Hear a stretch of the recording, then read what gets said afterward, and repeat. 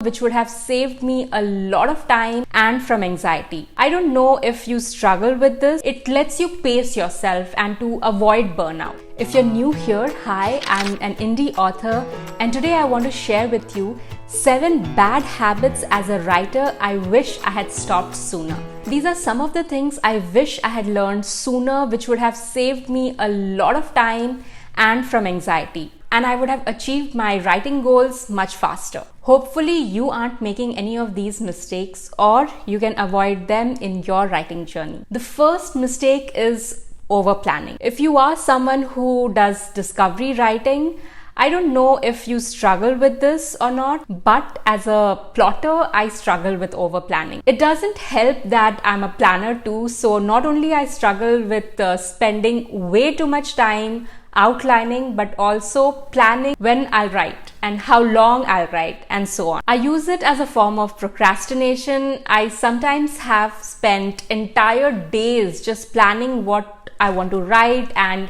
when I'll write, and the day has ended. Even though I believe in planning and plotting my books, it's important to recognize when you are procrastinating in the name of productivity and perfectionism. And because of this, I miss out a lot of valuable time which I can use to sit down and do the actual work. It's even harder as an indie author because no one is telling you when you need to turn in your manuscript, and so personal discipline is very important for self-published authors. So now I keep my planning very functional. I look up what I want to write a little ahead of my writing time, and so when I have to sit and write, I don't get distracted. I also block some time in my calendar for planning and plotting and things like that, and that's the only time I let myself go all in with planning. And after that, I don't spend time on that until the next planning block. I make notes, but I don't do actual planning. This has helped me a lot. The next mistake is taking too long of a writing break. I know I just did a podcast where I talk about taking frequent breaks, but hear me. Taking frequent breaks while you are working on your book is important because it lets you pace yourself and to avoid burnout. And taking a break from writing altogether also has value in it. But taking too long a break from writing can make it harder to come back to it. I have struggled with this a lot. And what I have found to help me is first, not allow myself to take a long writing break.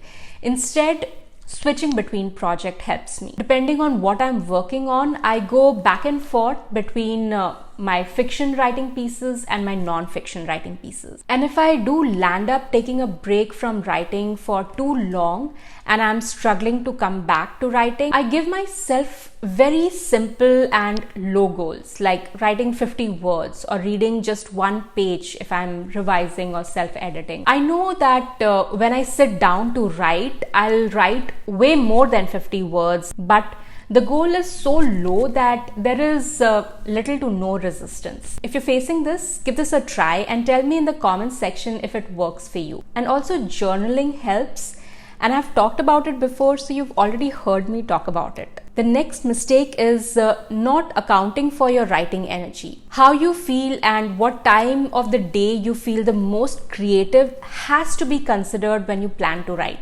Just because it is trendy to get up at 5 in the morning and write because everyone on YouTube does that is insane. Just because everyone is doing the write 10,000 in a day challenge, so you should take part in it, makes no sense. And I say that after I've tried it all. Work with your creative energy, and if you feel you can write only in the dead of night, then do that. Because if you force yourself to wake up in the morning and write, you probably have a poor quality of work at hand. I usually write better in the mornings, but here's the other thing. When I just had a baby and I was a new mom, I thought the only time I could write was in the morning, and so I'd wake up early and write. And if you know about that phase, the new mom phase, you barely get to sleep at night, and then I would wake up in the morning and write. That was just ridiculous. I didn't even use most of what I had written during that time, and then I would be miserable all day. Big mistake. So don't let anyone pressure you into writing at a certain time.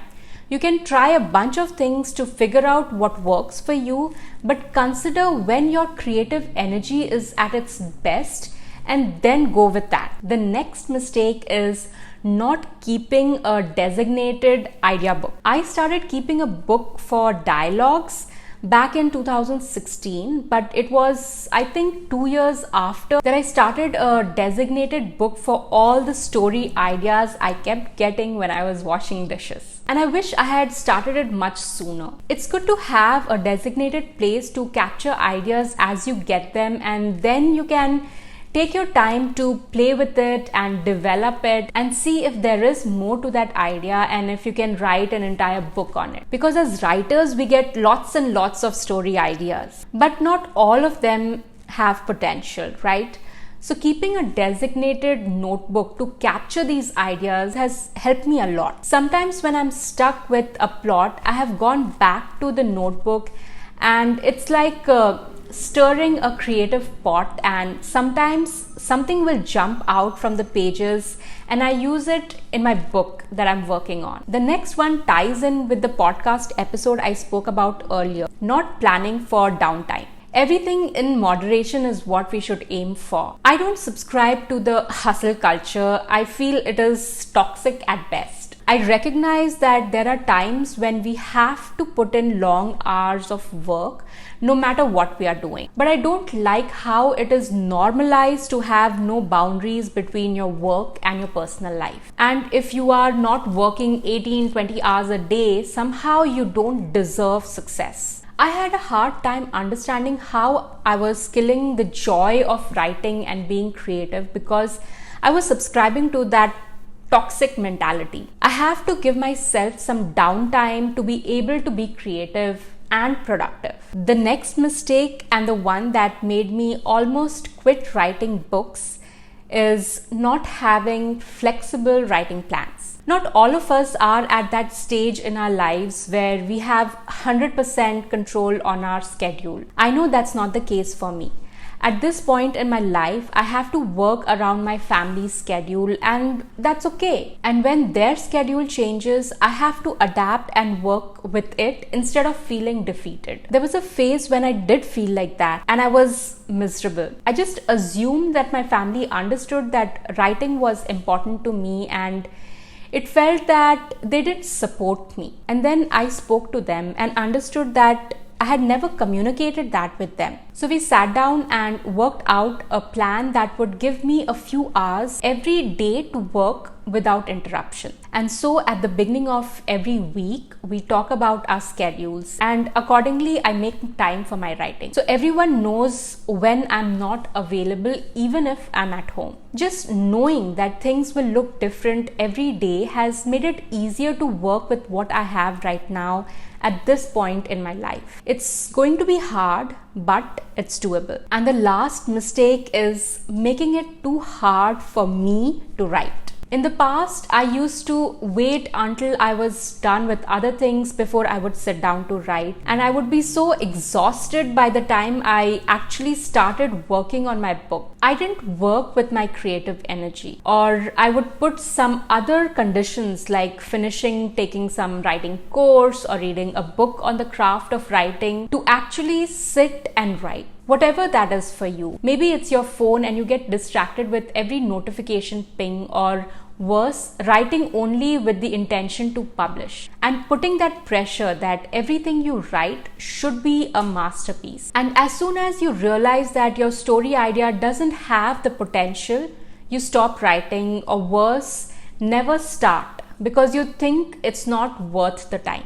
I had to let go of that because just sitting down to write was enough for me. So there you go. These are 7 bad habits as a writer that I wish I had stopped sooner. Do you have anything you'd like to add to the list? Let me know in the comments section. If you have a question about self-publishing, check out this FAQ playlist, and I'll see you in the next one.